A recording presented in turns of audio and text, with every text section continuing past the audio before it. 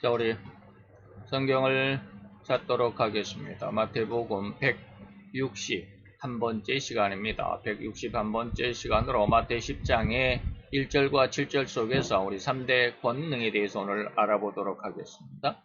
3대 권능, 다시 말하면 영적인 권능의 세 가지가 있죠. 영권과 또한 육체권, 그리고 복음 전파는 선포권. 그 복음 전파는 복음 전파의 두 번째 3대 권능에 대해서 오늘 우리 알아볼 수 있게 되기를 바랍니다. 자, 우리 다 같이 마태 10장 1절 그리고 7절을 같이 봉독하도록 합니다. 예수께서 그 12 제자를 부르사 더러운 귀신을 쫓아내며 모든 병과 모든 약한 것을 고치는 권능을 주시니라. 가면서 전파하여 말하되 천국이 가까웠다 하고. 아멘. 오늘 이런 모습 안에 다시 말하면 7절에서 이제 너희들이 이 세상 가면서 온 세상을 통해서 이 말이죠. 온 세상에 복음을 전파하라 이 말이죠. 전파하여 말하되 천국이 가까웠다라고 이렇게 복음을 전파라라고 하는 것입니다. 이게 이제 우리가 천국 복음을 전파라는 권능, 다시 말하면 선포권입니다. 전도권, 설교권, 전파권, 이렇게 말씀해도 상관이 없겠습니다.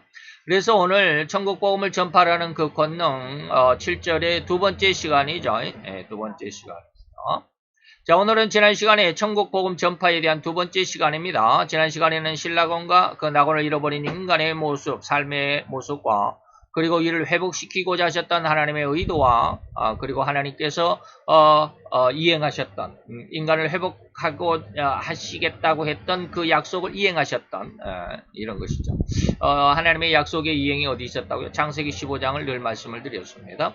자, 오늘은 거기에 이어서 이제 복락원을 얻은 성도들의 이후에 복락원을 얻은 성도들의 이후의 삶의 생태 어떠한 삶으로 살아가는지, 그리고 회복된 3대 권능이 도대체 뭔지, 또 3대 축복, 3대 권능이 3대 축복과 같은 말입니다. 3대 권능 혹은 3대 축복이 어떠한 것인지를 살펴보는 시간을 갖도록 하겠습니다. 지난 시간에 우리는 인간이 어떻게 죄를 지었는지, 그리고 죄를 지은 이후에 어떤 상태로 인간이 전락을 했고 그렇게 살아가는지, 그리고 그러한 결코 허리만큼도 회복의 가능성이 없던 오로지 쇳덩어리라고 할 수밖에 없는 다른 표현이, 쇳덩어리밖에는 다른 표현이 없는 인간에게 어떻게 희망의 씨앗이 떨어졌는지, 그런데 그 희망의 씨앗은 무엇인지, 예수님께서 십자가 위에서 죄값을 대신해서 죽어주신 의미가 무엇인지를 알아보았습니다. 자, 그래서 이제 오늘 우리는 이러한 예수님의 십자가에서의 죽어주심이 무엇을 의미했고 또 어떤 효과가 있는지, 그로 인해서 우리 인간들에게는 어떤 효능과 효력을 얻게 되었는지를 알아보는 이 시간이 되었으면 합니다. 자, 그래서 먼저 이러한 어떤 중심을 가지고 우리가 생각할 수 있는 하나님의 말씀이 뭐냐면, 인간은 다 죄인이고 죄는 사망이다 라고 하는 것이죠. 죄의 삭은 사망이다 라고 하는 것입니다. 그런데 우리가 이 앞에 부분 여기까지만 우리가 본다면 절망이죠. 그런데 그 뒤에 부분이 있습니다. 사망인데 하나님의 은사는 그리스도 예수 우리 주 안에 있는 영생이 있다라고 하는 것입니다. 자, 우리는 이 말씀 곧 6장 23절의 앞부분을 알아봤습니다. 앞부분은 죄의 삭은 사망이다. 우리가 지난 시간의 중심이라고 할 수가 있겠죠. 그런데 같은 구절의 뒷부분에는 그러한 영원한 죽음에 대한 완전하고도 완벽한 반전이 있습니다. 방금 말씀드렸던 하나님의 은사, 그것은 그리스도 예수 주 안에 있는 영생이더라 라고 하는 것이죠. 다시 말하면 죄의 삭은 사망이지만, 그래서 죄를 지은 인간은 결코 허리만큼도 예외됨이 없이 오직 영원한 죽음이고 영원한 멸망, 지옥의 형벌일 뿐이라는 사실을 우리가 알아봤죠. 그런데 그렇고 그런 어떤 내용이 영원히 또 맞춰버린다면, 영원히 끝으로 맞춰버린다면 우리에게는 소망이 없겠죠. 그러나 그 다음에 엄청난 하나님의 복음이 이어졌습니다. 하나님의 은사는 그리스도 예수 주 안에 있는 영생이라 라고 말입니다. 곧 예수님의 십자가의 대속, 다시 말하면 십자가 위에서 우리 죄를 대신해 죽어주심으로 인해서 우리는 하나님의 영원한 생명을 얻게 되었다. 하나님은 죽지 않으시는 분, 영원히 사시죠. 그 특성을 우리가 다시 부여받는다라고 하는 것입니다. 엄청난 이러한 이 엄청난 반전. 다시 말하면 우리는 영원한 죽음이었지만 사망이었지만 이제 반전이죠. 어떻게 영원한 하나님의 생명을 얻었다라고 하는 이 반전. 이것이 희망의 메시지. 이것이 이어져 있다라는 것이죠. 그래서 이런 로마서 6장 23절의 외침에 앞서 분명한 어조로 바울은 그러한 예수님의 대속과 그 대속의 죽음의 효과를 외쳤습니다. 6장이었죠. 6장 23절에 죄의 삭은 사망이다. 그러나 하나님의 은사가 또 있는데 그것은 그리스도 예수 주 안에 있는 영생이 우리에게 주어졌다라고 하는 이 말씀 앞에 5장 18절이죠. 그런즉 한 범죄로 많은 사람이 정죄에 이르렀다. 다시 말하면 이건 누구예요?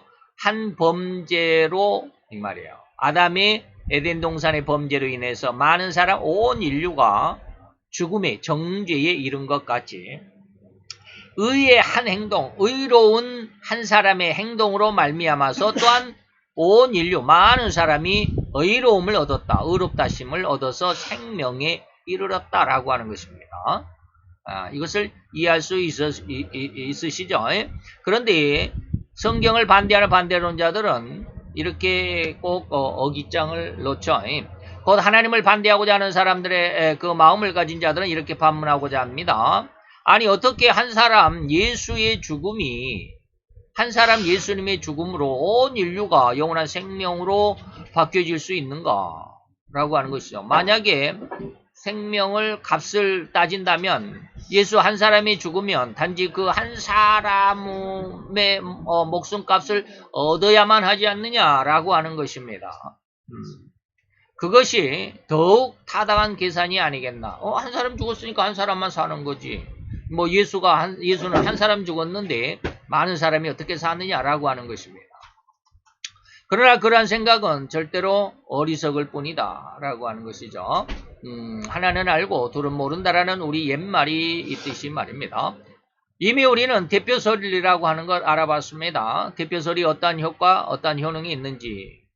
뭐 대표설 너무나도 많이 말씀드렸으니까 잘 아시겠죠. 다시 말하면 아담 한 사람의 범죄가 온 인류로 인해서 다 죽게 됐다. 다시 말하면 온 인류가 그 아담 안에서 아담과 함께 이 말이죠. 아담이 선악과를 따먹을 때 오늘 나도 아니면 내 후손들 아직 세상에 태어나지 않는 내 손자들 또 더 손자들까지 다 아담이 그 선악과를 따먹는 그 범죄에 다 속해 있다라고 하는 것입니다. 이 말은 도대체 뭔 말일까? 여러분들이 대표설에 대해서 많이 말씀을 드렸습니다. 그래서 범죄는 단 한 사람인 아담이 지었을지라도 그 범죄한 결과인 죽음은 온 인류가 다 함께 받았고 또 받을 수밖에 없다는 사실을 말했습니다. 그래서 제가 이제 이것이 잘 이해가 안 되면 그래서 이제 의료보험에 대해서 제가 말씀을 드렸죠. 아빠가 국가와 의료보험 계약을 맺지만 아빠만 그 의료 계약을 맺는 당사자인 아빠만 의료보험 혜택을 받는 것이 아니라 아이들도 의료 혜택을 받죠. 그리고 그 아빠가 의료 계약을 맺는 당시에는 세상에 태어나지 않았다 할지라도 계약 이후에 태어난 아이들까지도 다 그 계약 속에 포함되어져 있습니다. 그래서 아기가 태어나자마자 의료보험 혜택을 받는 것. 이게 뭐요? 대표설이다라고 하는 것이죠. 그래서 아직은 태어나지 않았다 할지라도 그 아빠가 국가와 그 가정을 대표해서 국가 의료보험과 계약을 한다라고 하는 것. 이것이 바로 대표설입니다. 그래서 아담 한 사람의 범죄가 또 온 인류가 바로 그 범죄함이 되었다라고 하는 이 말을 이해할 수 있어야 합니다. 우리 인간은 오늘도 또 앞으로도 계속해서 이 아담의 범죄함의 대가인 죽음을 결코 피할 수 없습니다. 그리고 또 변명할 수도 또 변경할 수도 없는 사실이라는 것을 부인할 사람은 결코 없을 것이죠. 아담 그 한 사람의 범죄함이 온 인류에게도 적용되었다고 한다면 물론 이미 그 범죄한 결과를 우리 자신도 당하고 있음이 분명한 사실이죠. 아담이 범죄함으로 인해서 우리는 죽지 않아도 되는데 죽을 수밖에 없는 그런 상황이 됐죠. 그래서 죽지 않아도 된다라는 죽지 않고 영원히 산다는 어떤 본을 아담을 통해서 주었는데 이게 잘못됐죠. 다시 말하면 범죄했다 이 말이죠. 잘못돼서 죽을 수밖에 없는 그러한 상황이 됐다라고 한다면 이것을 회복을 시켜줘야죠. 다시 영원히 사는 모습으로 회복을 시켜줘야죠. 그게 바로 복락원이죠. 그렇다면 예수님이 십자가에서 인간이 지은 죄와 그 죄값을 대신에 갚아 죽어주셨다면 어찌 온 인류가 또한 영원한 죽음의 형벌로부터 영원한 생명으로의 회복이 되는 것이 옳다는 사실을 부인할 수가 있겠나. 한 사람 아담의 범죄함이 온 인류의 죽음이라고 했다면 한 사람 예수의 의로운 죽음에 대한 값을 지불했으면 온 인류는 영원한 죽음에서부터 구원받는다라고 하는 것이죠. 이건 예수가 한 사람 죽었으니까 한 사람만 구원받는 것이 아니라 대표설이다라고 했습니다. 이 예수 그리스도의 십자가 위에서 대신 죽어주신 그 대속도 또한 대표설에 적용할 수 있습니다. 그래서 예수를 믿는, 예수님의 대속을 믿는, 그래서 나는 이제 예수 안에서 이미 모든 죄와 죄값을 지불했음을 믿는 자들은 분명하고도 확실하게 죄와 죄값인 죽음과 그리고 멸망인 지옥의 형벌로부터 해방이 되었고 자유를 얻게 되었다라는 것입니다. 이것이 예수님이 죄값을 갚아주셨기 때문에 주어준 은혜다. 그 죽음도 없고 슬픔이나 아픔이 전혀 있을 수가 없는 완전하고 온전한 영원한 생명으로 완벽한 즐거움과 기쁨으로만 살아갈 수 있는 존재로 회복이 됐다 이 말이죠. 원래 아담에게 이런 은혜를 주었는데 아담이 그 실수, 다시 말하면 범죄함으로 인해서 이걸 빼앗겨 버렸죠. 이것을 예수님이 다시 되찾아 주셨다라는 것입니다. 그러나 성도에게는 이제 이 예수님의 대속의 죽음으로 끝나는 것이 아니었습니다. 여기서 우리가 한 발 더 나가고자 하다 이 말이죠. 예수님의 대속을 믿는 믿음의 이 은혜, 이 자리에서 우리는 멈춰서는 안 된다. 더 나가자 이 말입니다. 더 나가야만 합니다. 더욱 수고하고 애써야만 합니다. 그것은 뭐냐면 빌립보서 2장 12절을 보니까 그러므로 나의 사랑하는 자들아 너희가 나 있을 때뿐 아니라 지금 나 없을 때에도 너희는 내가 없어도 너희들이 항상 하나님의 말씀을 복종하여 두렵고 떨림으로 너희의 구원을 지켜라 이 말입니다. 무슨 말인지 아시죠? 예. 너희가 한번 구원받았다고 해서 영원히 그냥 구원을 내팽개쳐 놓고 그냥 아무렇게나 살아도 구원이 존속이 되는 게 아니에요. 구원이 유지가 된다거나 그 구원이 계속해서 보존되는 게 아니야. 너희가 뭐하라? 두렵고 떨림으로 이 구원을 잃어버릴까 안타까워하고 이 말이에요. 잃어버리면 안 된다라고 하는 그런 어떤 그 하나님에 대한 항상 복종하는 그런 마음을 항상 가지고 있으라 이 말입니다. 골로새서 2장 18절에도 그랬습니다. 누구든지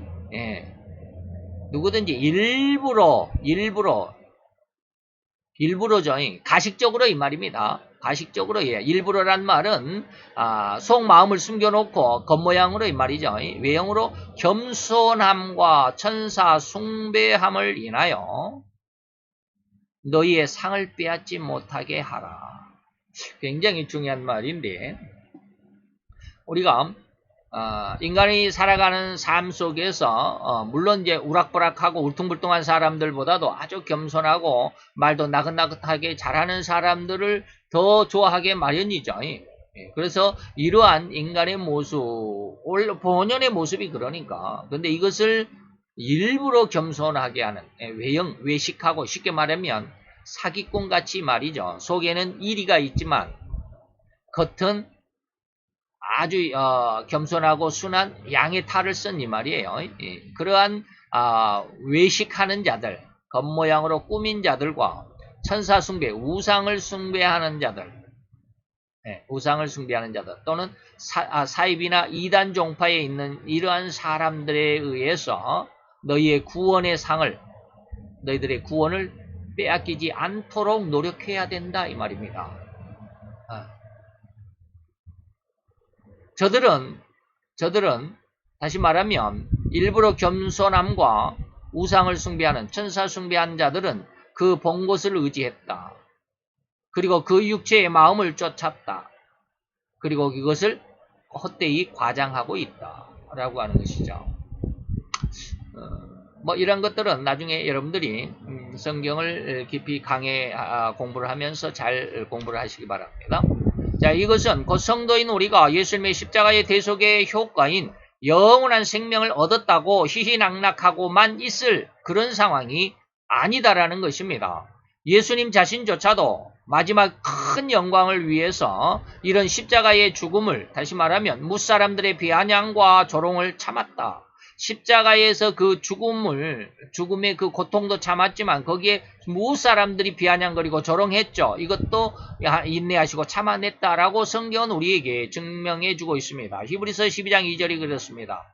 믿음의 주인이고 또 온전케 하시는 이인 예수를 우리는 바라보고 여기에서 우리의 관심과 우리 인생의 초점을 흐려서는 안 됩니다. 예수 저는 그 앞에 있는 즐거움을 위하여 십자가를 참았다. 무슨 말인지 이해를 하셔야 합니다.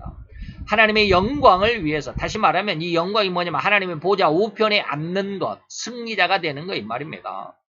세상을 이기고 사단을 이기고 온 세상을 하나님의 영원한 생명 그리고 영원한 나라로 회복시켜 주시고 그 승리의 계승가를 부르고 그 자리, 하나님의 보좌 우편에 앉기 위해서 이 말이요.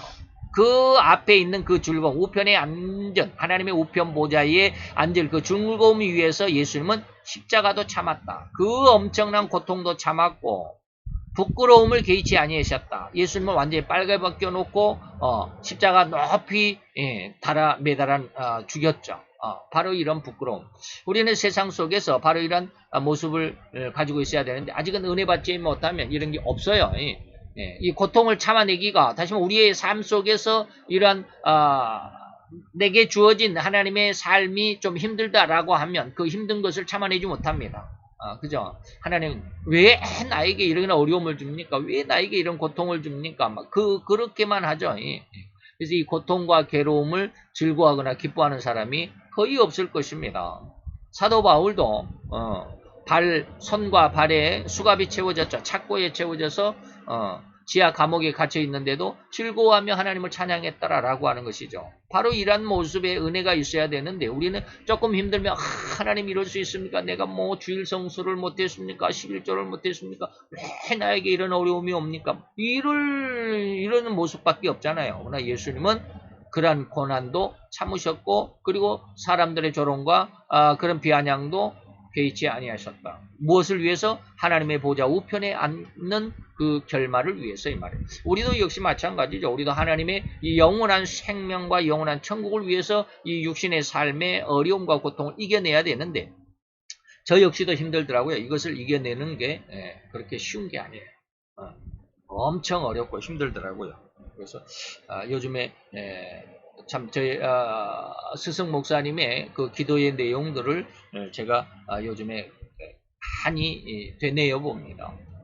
저희 스승 목사님이 하나님 앞에 그렇게 기도했다고 그래요. 회개할 때 3년 반 동안 저희 스승 목사님은 3년 반 동안 죄를 위해서 회개를 했다고 그래요. 어마어마하게 죄를 회개했죠.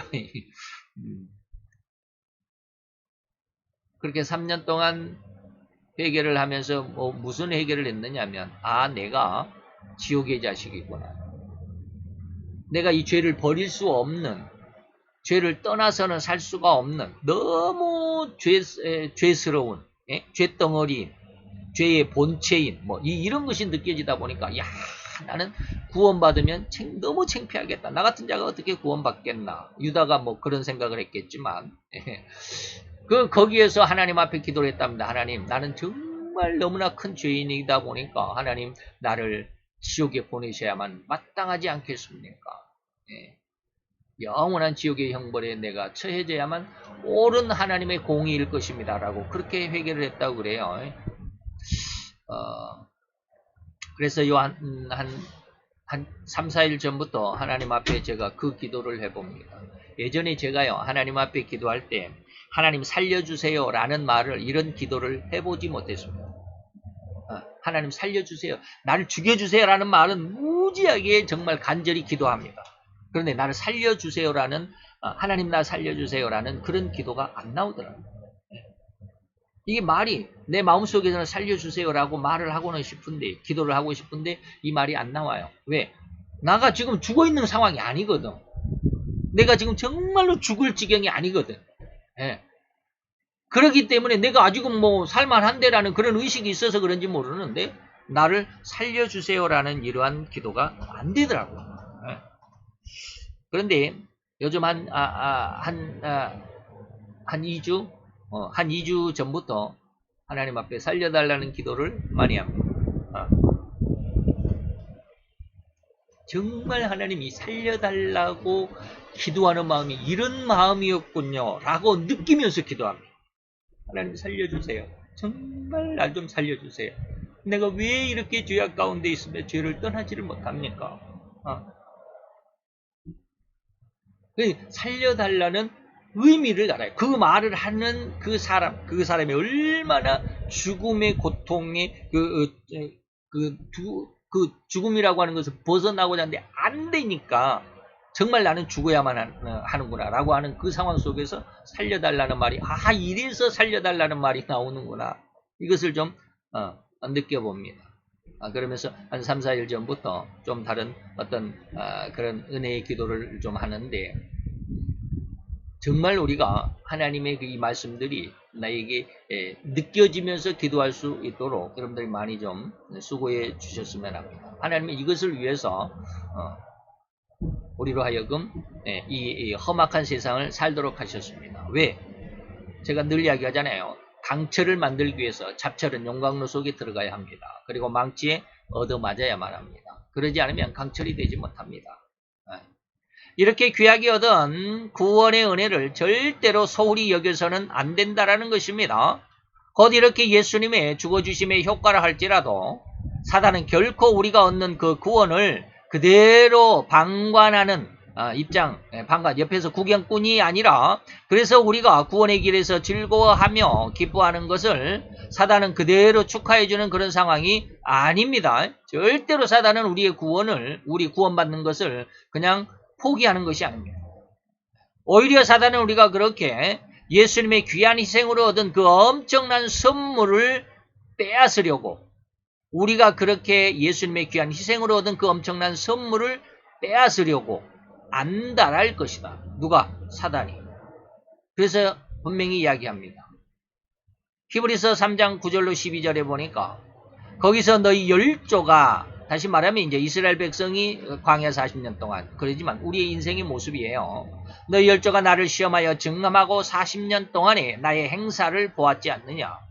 그러므로 내가 이 세대를 노하여 가로되 너희가 다 하나님의 은혜와 은총 능력을 그렇게 체험하고도 나를 믿지 못함으로 이 말이에요. 그래서 저희가 항상 마음이 미혹됐다. 그 믿음 안에 있으면서도 40년 동안 하나님의 불기둥과 하나님의 그 구름기둥 그리고 하나님의 뭐 메추라기를 주셨느니 무슨 뭐 하나님께서 뭐 반석에서 물을 내셨느니 뭐 이런 것들.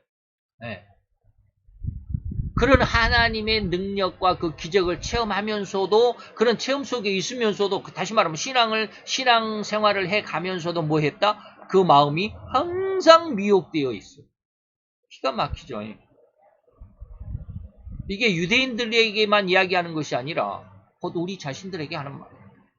우리가 계속 신앙생활 하잖아요. 매주일마다 하나님 앞에 예배하고 찬양하고 또 뭐 기도하는 사람들은 열심히 일주일 내내 기도하는 사람들도 많고 그렇게 하나님 앞에 꽉 붙어 있고 정말로 세상의 어떤 세상적인 유혹, 세상적인 어떤 욕심 이런 것들이 뭐 이 바늘 끝만큼도 내게 침범하지 못하도록 믿음으로 꽉 내가 일주일 동안 내내 이렇게 갇혀 있고 거기에 딱 내 진을 치고 믿음으로 진을 치고 있다라고 할지라도 그런데 하나님은 뭐요? 항상 너의 마음이 미혹되어 있어 내 길을 알지 못한다. 이 말을 이해할 수 있어야 됩니다. 그저 이렇게 쉬운 말이 아니거든요. 쉬운 말이 아니에요. 그렇기 때문에 여호와인 내가 노하여 맹세한 바와 같이 저희는 내 안식에 들어오지 못한다. 못하리라 하셨다 하였으니 형제들아 너희가 삼가 너희 중에 누가 믿지 아니하는 악심을 품고 살아계신 하나님에게서 뭐한다? 떨어질까 염려하라. 베드로서 3장 17절입니다. 그러므로 너 사랑하는 자들아 너희가 이것을 미리 알았은즉 무법한 자들의 미혹에 이끌려가지 마라. 너희의 굳센 데서 떨어질까 너희는 삼가 조심해라. 우리 주위에 얼마나 많은 사람들이 이것이 진리다, 이것이 성령의 역사다, 이것이 성령세례다, 얼마나 많은 사람들이 이야기하느냐 이 말이야. 근데 그것이 이 말씀에 여러분들이 비춰볼 수 있어야 됩니다. 항상 그렇게 은혜 가운데 있다면서도 그들의 마음속에는 항상 미혹이 있다. 그래서 하나님을 알지 못한다. 성령이 죄에 대해서 책망을 하십니다. 왜? 책망이 뭐라고요? 너희가 나를 알지 못하기 때문이야.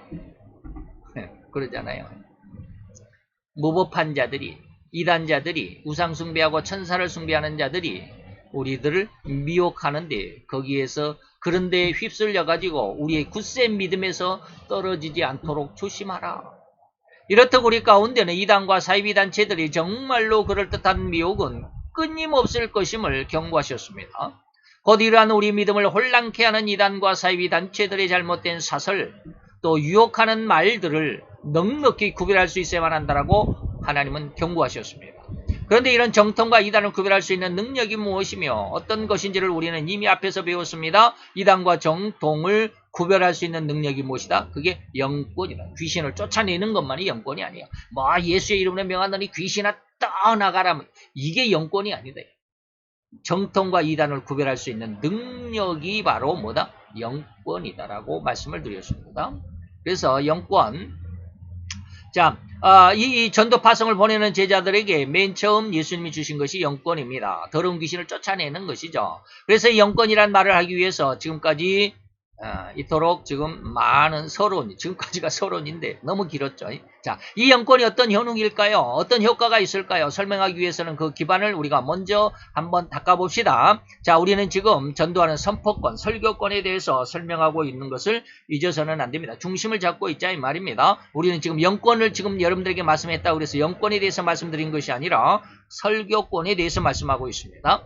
지금까지 첫째는 영권이고 둘째는 육체권이고 그리고 마지막 세 번째가 선포권이었습니다. 이렇게 세 가지의 권능을 주님은 제자들을 전도 파송 보내기 전에 주신 것입니다. 이것을 저는 3대 권능이다 또는 3대 축복이다 라고 여러분들에게 이름을 붙여서 말씀을 해드리고 있습니다. 이 3대 권능 혹은 3대 축복이란 말을 들으신 적이 있다고 기억이 되십니까? 그것이 바로 에덴 동산에서 아담과 하와에게 주신 여호와 하나님께서 축복해 주신 축복이고 바로 그 권능입니다. 아담에게도 하나님이 정복하고 다스리고 번성하여 땅에 충만하라고 축복해 주셨습니다. 그런데 오늘 마태 10장 1절과 7절에서 있는 7절에 있는 이 말씀을 저는 또한 이것도 3대 권능이고 3대 축복이라고 여러분들에게 주장합니다. 자, 이렇게 창세기 1장에서 말하는 28절의 이 3대 권능은 구약의 3대 축복이고요. 마태 10장 1절과 7절에 있는 3대 권능은 신약의 3대 권능입니다. 3대 축복입니다. 근데 이제 여기에서 여러분들이 잘 이해할 수 있어야 합니다. 그렇습니다. 아담에게 주신 3대 축복이나 오늘 제자들에게 예수님이 주신 3대 축복이 같은 맥락입니다. 같은 맥락입니다. 다시 말하면 정복하는 것으로서는 영계까지 곧 천사와 사단과 악령들이나 귀신들까지라도 제압할 수 있는 이러한 권능, 이것이 영권이다 라고 정복하는 것은 바로 이러한 것을 사단과 영계, 다시 말하면 악령과 귀신들까지라도 정확하게 진리를 알게 되면 귀신들의 어떤 행동, 이 모든 것들을 알게 된다. 그래서 앞에서는 뭐라고 그랬어요? 진리와 어디가 있습니까? 영권이 무엇이다? 어디가 있나? 아까 영권이 정확한 것이 진리를 정확하게 알아야 된다. 성령과 악령을 능히 구분할 수 분별할 수 있어야 된다. 이것이 영권이다라는 말씀을 드렸습니다. 그런데 그것이 뭐다? 정복하는 것과 대비됩니다. 아담에게 주었던 다스리라 라고 하는 이것은 인간의 모든 삶에서 인간의 즐거움과 기쁨을 빼앗아가는 부정적인 요건들을 넉넉히 대적하여 이길 수 있는 육체권과 대비되는 것입니다. 다스리는 것은 육체권입니다. 또 번성하여 땅에 충만하라고 하는 것은 예수님의 십자가 위에서 우리의 영원한 형벌인 죽음을 대신해서 죽어주었기 때문에 우리는 이제 영원한 생명으로 영원한 천국에서 살아가는 존재가 되었고 그 길이 예수님에 의해 활짝 열렸다라는 사실, 이거 복음이죠. 이것을 온 세상 모든 족속과 모든 나라에 그리고 모든 방언으로 전하라. 이것이 뭐예요? 전도하라는 선포권이며 설교권 또는 전도권이라고 할 수 있습니다. 그러니까 구약의 3대 축복이 신약의 3대 축복과 같은 맥락을 이루고 있다 이 말입니다. 그래서 아담에게 주신 축복은 구약의 3대 축복이고 제자들에게 주신 축복은 신약의 3대 축복인데 똑같은 의미가 있다라는 공통점이 있죠. 3대 축복이다. 그 내용도 좀 같은 맥락을 가지고 있다라는 말씀을 드렸습니다. 그런데 여기에 분명하고도 엄청난 차이가 있습니다. 이것을 우리가 발견할 수 있어야 됩니다. 그래서야 오늘 우리가 3대 권능, 예수님께서 주신 3대 권능이 어떤 것인지를 알 수 있게 된다 이 말입니다. 이 차이점을 알아야 된다 이 말이죠. 엄청나게 큰 차이입니다. 즉 구약의 3대 축복에는 분명하게도 영적인 권능이 없습니다. 영권이 없다라는 말이 아니에요. 앞에서 말하는 이 영권이 없다라는 말이 아니에요. 귀신을 이건 아까 영권 여기 있네요. 정통과 이단을 구별할 수 있는 능력, 이것이 뭐다? 영권. 근데 여기에서 말하는 제가 말하는 이 영적인 권능이 없다라는 것은 지금 말하는 영권이 없다라는 게 아니에요. 영적인 권능은 뭐요? 그 진리와 비진리를 구분할 수 있는 그게 그 말인데 죄송합니다. 여기서 말하는 정통과 이단을 구별할 수 있는 능력, 귀신을 제압한다. 꼭 귀신만 떠나보내고 병을 떠나보내고 이것만 이 영권이 아니죠. 죄송합니다. 구약의 3대 축복에는 이러한 영적인 권능이 없습니다. 정복하는 거, 다스리는 거, 번성하여 땅에 충만하라라고 하는 것은 여기서 정복하는 것은 예수님께서 영계까지 정복하라는 것이 아니라 온 땅을 정복하라고 그랬어요. 영계를 정복하라는 말이 아니에요. 그죠? 그래서 영적인 축복이 없습니다. 그런데 신약의 3대 축복에는 분명하게 영적인 권능이 제시되어져 있습니다. 더러운 귀신을 쫓아내라. 더러운 귀신을 뭐하라? 정복하라 이 말입니다. 즉 아담은 영적인 권능이 없었기 때문에 사단의 모든 꾀임과 속임수에 넘어갈 수밖에 없었습니다. 물론 이제 우리 신학에서 우리가 신학을 배우다 보면 물론 아담은 죄를 안 지을 수도 있는 그런 성품이다라는 것 압니다. 그런 말씀이 있습니다. 근데 지금 이것을 여러분들에게 지금 말씀드리는 것은 아니에요. 그러나 이제 예수님의 십자가로 이루신 회복의 은혜에는 더러운 귀신을 쫓아내는 권능, 곧 영적인 권능이 들어 있습니다.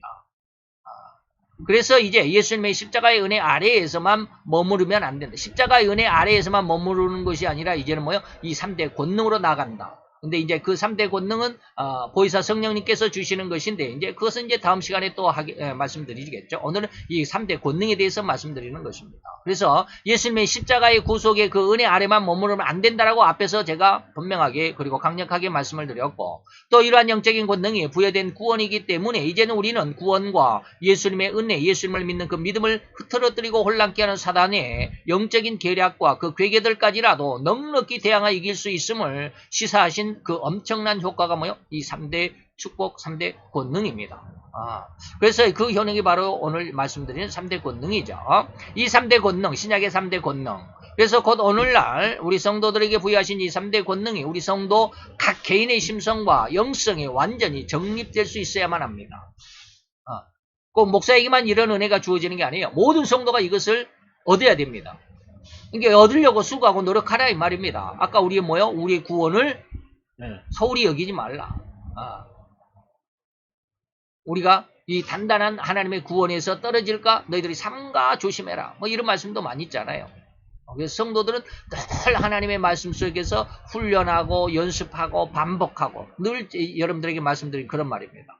이것을 위해서 엄청난 수고와 노력, 훈련과 또 노력도 하고 그리고 계속해서 반복하고 그리하려면 이제 이 3대 권능, 3대 축복은 이 세상과 세상 법칙의 그 어떤 유혹과 방해를 할지라도 결코 우리 3대 권능을 얻은 성도에게 영향을 줄 수가 없습니다. 그에게는 이 세상에 수억만금의 재물이 아무런 가치도 없을 것입니다. 근데 이런 말을 아무리 해줘도 이해가 안 돼요. 돈이 최고지 뭐. 돈이 최고지. 돈이 있어야 사람 구실하고 돈이 있어야 내가 무엇인가 일을 할 수 있고 그죠? 근데 아직은 저희 하나님께서 이것을 완전히 그런 능력, 바로 이러한 세상을 이기는 능력을 주시지는 않았지만 잠깐 하나님께서 은혜를 맛보는 완전히 맛배기 같은 그런 은혜가 있었기는 했습니다. 자, 잠언서 3장 13절 18절을 봅시다. 지혜를 얻는 자와, 다시 말하면 이 지혜는 뭡니까? 예수입니다. 예수님을 지혜라고 그럽니다. 왜? 하나님을 아는 것이 지혜다 이 말입니다. 시편 14편 1절에 보면 하나님을 아는 것이 지혜다라고 그러십니다. 그래서 하나님을 얻는 것, 지혜를 얻는 자, 명철을 얻는 자는 복이 있나니, 지혜를 얻는 것이 뭐요? 은을 얻는 것보다 낫고 그 이익이 정금보다 낫다. 근데 우리가 하나님에 대한 은혜를 더 갈구하고 소망하지는 못하죠. 돈을 더 벌려고 하지.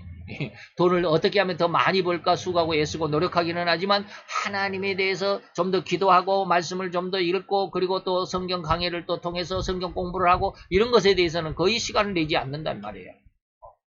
근데 지혜를 얻는 것, 지혜는 뭐다고? 예수라고.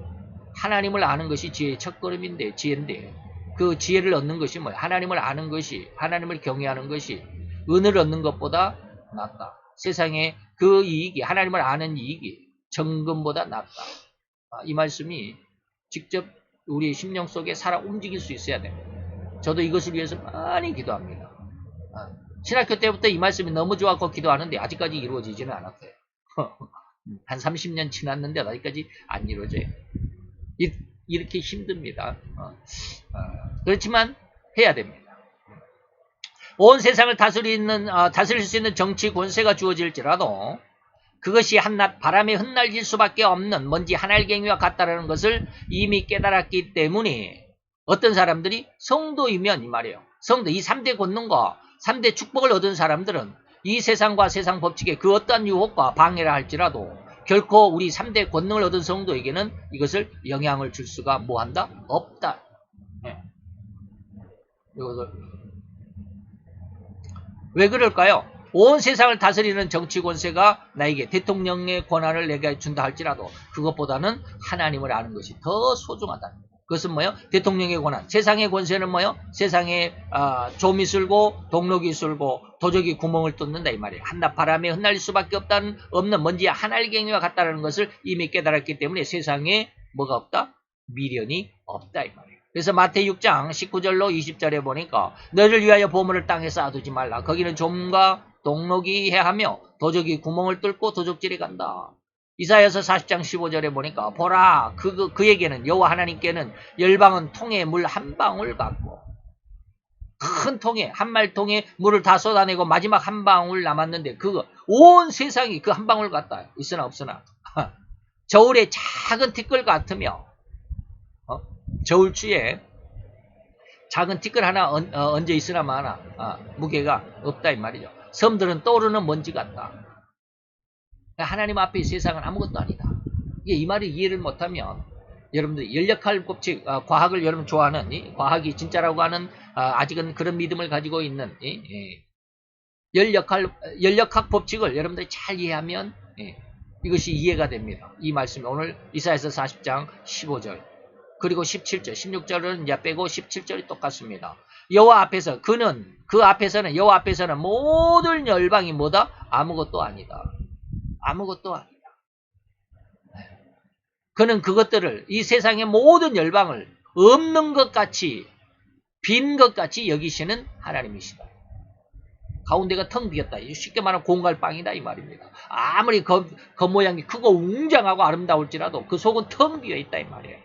하나님은 그렇게 여긴다. 거기다가 바늘 구멍 하나만 탁 내면 순식간에 사라져 터져버리고 없어져 버리잖아요. 그런 말씀을 드렸잖아요.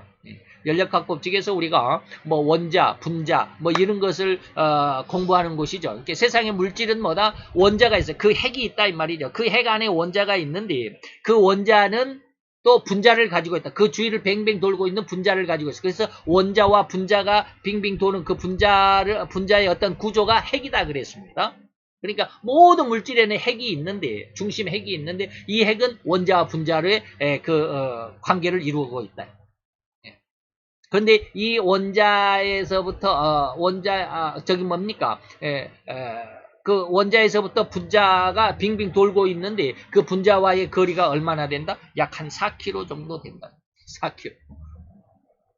그러니까 나라고 하는 사람이 지금 이 모양을 가지고 이렇게 지금 이 자리에서 이렇게 보이지만 나의 원래 모습은 4km 밖에서, 그러니까 좌우로 해서 8km잖아요. 이 좌우로 8km인가 한쪽이 2km인가 그래서 좌우로 4km인가 오래되니까 또 이거 헷갈리네요.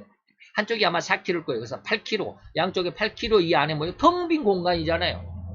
근데 나는 쉽게 말하면 내 모습이 진짜로만 생각을 해요. 근데 이게 과학적인 연력학 법칙에 의해서 이것이 한순간에 사라져버리면 뻥 터져버리면 이게 핵분열이라는 것입니다. 핵폭탄이죠. 핵폭탄. 이 핵을 분열시켜버리는. 그러면 엄청나게 큰 폭발이 일어나는데 이제 핵폭탄이죠. 근데 바로 이것이 이 사이가 텅 비어있는 것 같다. 이것이 뭐예요? 하나님은 세상을 이렇게 텅 빈 것 같이 여기시고 있다. 그러니까 거기에 바늘 하나만, 하나님께서 한 번만 바늘 하나만 이렇게 통 해도 이 온 세상, 온 우주, 천하 만물은 뭐예요? 한순간에 터져서 없어져 버려요. 풍선이 터지듯이. 그것이 뭐예요? 온 세상을 뭐예요? 없는 것 같이 여기는 거예요. 하나님. 기가 막히잖아요. 이런 하나님을 알게 되면 세상에 미련이 없다. 이 세상에서 인간이 살아가면서 가장 필요했고 절대적으로 필요해서 이것이 없으면 곧바로 죽을 수밖에 없을 것만 같았던 삶에 대한 절대 필요 요소들까지라도 이제 3대 권능을 얻은 성도들에게는 그것이 해로움이고 배설물로 여겨질 뿐입니다. 그래서 빌립보서 3장 7, 8절에 사도 바울이 그러나 무엇이든지 내게 유익하던 옛날에 유익했어요. 내게 뭐 학벌도 필요했고 많은 돈도 내 지위와 내 명예와 그리고 세상 사람들과 이루었던 내 인간적인 관계와 그리고 세상 사람들 잘 뭐라 그럴까요? 관계를 유지할 수 있는 내 성품 뭐 이런 것들이 있죠. 옛날에는 이것이 모든 것이 내게 유익했어요. 그것이 인간을 사는 어떤 기준이 되고 기둥이 되어 있기 때문에 그런 것이 없으면 인간 사회에 내가 한 일원으로서의 동참을 못하게 되죠. 그리고 유익했었는데 내가 그리스도를 위하여 이런 것들을 다 해로 여긴다. 또한 모든 것을 해로 여기는 것은 내 주 예수 그리스도를 아는 지식이 가장 고상함을 인함이나 내가 그를 위하여 모든 것은 다 내버리고 잃어버리고 배설물로 여기는 것은 그리스도를 얻는 데 더 중심이기 때문이다. 그래서 이 세상에 대한 미련이 없게 됩니다. 욕심이 없어집니다. 이게 3대 권능을 가진 자들입니다. 근데 저는 세상에 욕심이 많아서 아직은 제가 늘 이야기하잖아요. 아직은 제가 이 영적인 은혜를 아직은 완성시키지 못했다라고 이렇게 말합니다. 저희 스승 목사님은 이걸 완성하신 분인 것 같아요. 자기에게 오는 모든 그 어떤 어려움들조차도 그렇게 자기를 피해를 주는 사람들에게조차도 사랑하는 마음이 생긴대요. 사랑하는 마음이 있대요. 오늘날 이제 해방이 되고 난 다음에 그 값을 지금 현재 값으로 하면 약 2조 정도의 재산을 가지고 있었답니다. 제 스승 목사님이. 근데 그 2조 정도의 그 이제 땅이죠. 땅을 엄청난 부동산을 갖고 있었는데 그 부동산이 어떻게 해서 뭐 그렇게 많이 가질 수 있었느냐? 그 일본 사람들이 그 이제 우리나라에서 이제 2차 대전에 패망을 하고 나가면서 우리나라 땅을 지네들이 다 등기를 해놓고 지네들 것이라고 했죠. 근데 그들이 이제 패망을 하고 일본으로 건너가면 그 땅 문서는 뭐요? 완전 휴지 조각이죠. 그래서 그것을 전부 저희 스승 목사님에게 몇 사람들이 갖다 줬답니다. 왜 그랬어요? 일제시대 때도 하나님을 믿는 그 믿음을 버리지 않는 그 아주 꼿꼿한 그 청결한 그 믿음을 가지고 있었기 때문에 그 꼿꼿한 믿음이 뭐냐면 저도 앞으로 이런 일이 올 거라고 저는 생각하는데 일제시대 때는 그 동방요배, 다시 말하면 천황을 폐하라고 그러고 저 동쪽을 향해서 경배하고 또 뭐 신사참배하고 그래야만 이 식권을 줬답니다. 쌀 배급표를 줬답니다. 그래서 그 배급표를 가지고 가야 쌀을 한 마를 사든지 뭐 한 가마니를 사든지 그랬답니다. 그랬는데 하루는 아버님이 일찍 돌아가셨어요. 저 스승 목사님이. 그래서 어머니하고 할아버지하고 어머니하고 이제 셋이 이렇게 사셨는데 어느 날 어머니가 그러시더래요. 정원아, 우리가 저기 신사참배를 갔다 와야 쌀 배급표를 받지 않겠니? 쌀이 없는데 어떠니? 그러니까 그때 저희 스승 목사님이 어렸었다고 그래요. 아직 아직 어렸었다고 그러던데 그때 뭐라고 그랬다고 그래요. 예.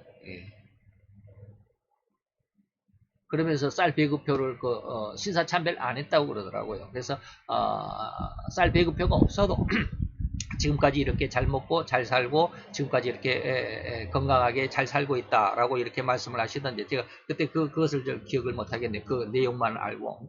어쨌든지 그렇습니다. 다시 말하면 하나님께서 그것이 마태 5장이잖아요. 사람은 떡으로 사는 게 아니고 하나님의 말씀으로 산다라고 하는 것입니다. 세상에 미련이 없습니다. 세상에 대한 욕심이 없습니다. 그러다 보니까 하나님을 믿으니까 하나님을 믿는 그 믿음이 참으로 우리의 생명을 유지시키는 근간이 되는 3대 권능을 얻기 이전에는 세상의 학벌도 중요했습니다. 권력도 중요했고요. 더더욱 재물은 얼마나 중요했는지 이른 새벽부터 허리가 굽어지도록 손에 지문이 달아 없어지도록 열심히 수고하면 돈을 얻으려 수고하며 그랬죠. 면이 아니죠. 수고하며 돈을 얻으려고 혈안된 삶이었는데 이제는 이러한 모든 것들을 그렇게 수고해서 얻어지는 것이 아니라 오로지 하나님을 믿는 믿음 안에서 하나님께서 자연스럽게 우리를 높여주시고 부요하게 해주신다는 것을 깨달았기 때문에 이것이 뭐요? 본능의 삶입니다. 그래서 마태 13장 43절에 그래서 의인들은 아버지 나라에서 이러한 믿음을 가진 자들은 해와 같이 빛날 것이다.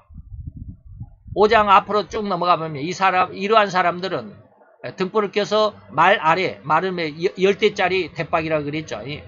말 아래 두지 아니하고 등경 위에 두어서 모든 사람에게 비추도록 한다라고 하는 것입니다.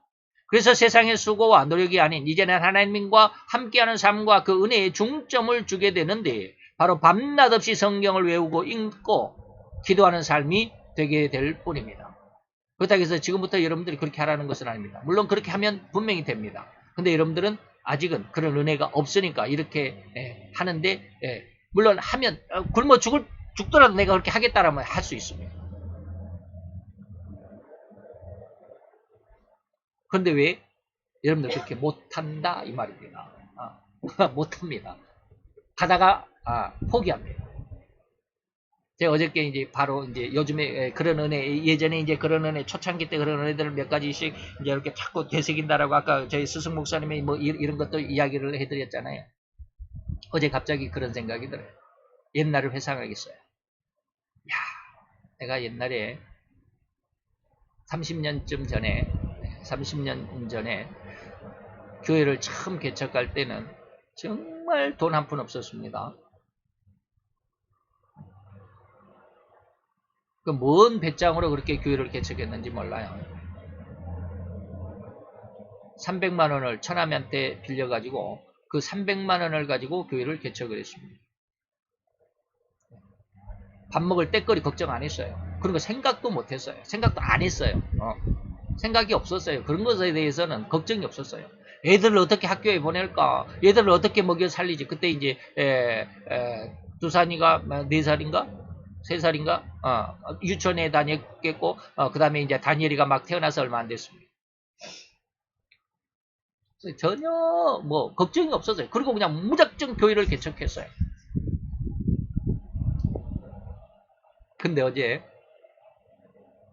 근무하고 있는 중에 갑자기 하나님이 그렇게 물어요. 너 옛날 그 지하교회에서 너 나를 위해서 죽을 수 있느냐 했을 때 너 못한다고 그랬지.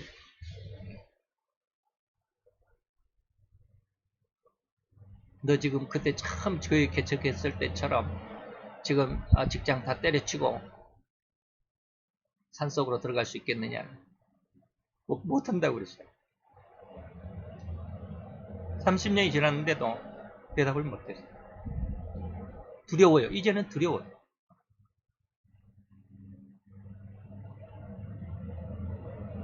옛날에 내가 그렇게 교회를 어떻게 그렇게 정말 아무것도 앞뒤 생각도 않고 앞뒤 생각할 겨를도 없이 그냥 하나님의 말씀만 믿고 교회를 개척했던 그때 그 자신감이 없더라고요.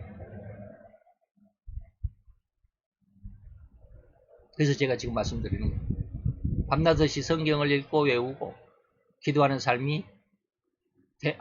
삶을 살아갈 수 있게 됩니다. 근데 그걸 하겠다고 지금 모든 것을 다 때려치고 그렇게 하겠다라고 나서는 것 물론 할 수 있습니다. 그렇게 뭐 한다라고 그러면 저는 막지는 않겠습니다. 그런데 100이면 99는 성공 못합니다. 왜요? 인간이기 때문에 그렇습니다. 하나님의 은혜가 없으면 절대 못합니다.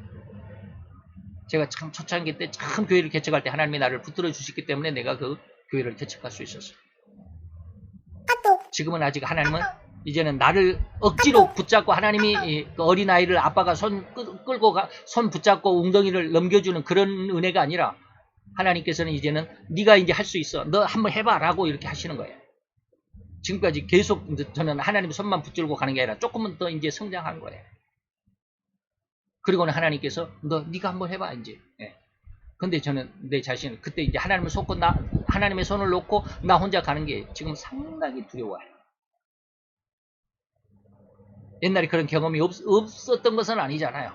있었음에도 불구하고 그래서 지금 그때와 지금을 비교하는 거예요.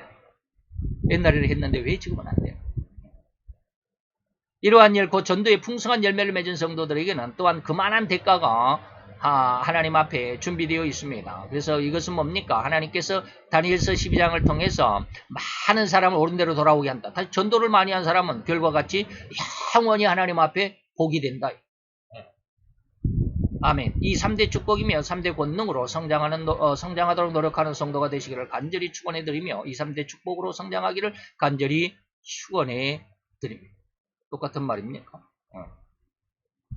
여러분들이 이 3대 권능이라고 하는 것을 여러분들이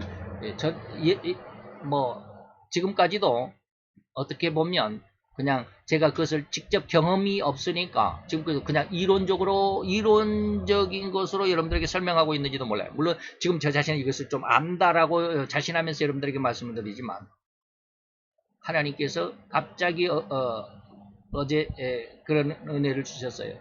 물결 위를 걸어가시는 예수님의 모습을 환상으로 보여주셨어요. 이게 뭘까요? 그걸 뭘 의미하느냐? 이미 우리는 마태복음을 통해서 다 배웠잖아요. 그게 뭘 의미하는지. 세상의 모든 것, 아까 그런 말씀이 있었잖아요. 세상의 모든 것에 미련이 없다. 예. 아까 어디가요? 하나님은 세상의 모든 것을 다 이기신다. 그 은혜 안에 있는 예수님을 네가 바라볼 수만 있다면 너는 세상을 이길 수가 있어요. 제가 지금 요즘에 계속 세상을 이기는 권세에 대해서 그 권능에 대해서 그 이기는 축복에 대해서 기도하고 있다고 그랬잖아요. 근데 하나님은 어제 그거 잠깐 그 환상을 보여주신 거예요. 근데 안 되더라고요. 이게 그 뜻인데 어쨌든지 오늘 우리는 3대 권능이 우리에게 있어서 우리 성도들에게 있어서 정말 하나님과 가장 아름다운 교제 그리고 또 하나님의 영광을 이뤄낼 수 있는 하나님의 아들로 또한 딸이 될 수 있는 가장 아름답고 귀한 오직 유일한 길이라고 하는 것을 여러분들이 마음에서 지워내지 않도록 간절히 축원해 드립니다. 그래서 늘 여러분들이 마음속에 이 말씀과 기도 그리고 그 하나님의 축복에 기대하는 그 은혜 가운데 늘 함께 하시기를 간절히 기대합니다. 기도합시다. 할렐루야. 주님, 오늘도 여호와의 영광 앞에서 가장 아름답고 귀한 은혜의 역사를 이뤄가는 자들의 모습이나이다.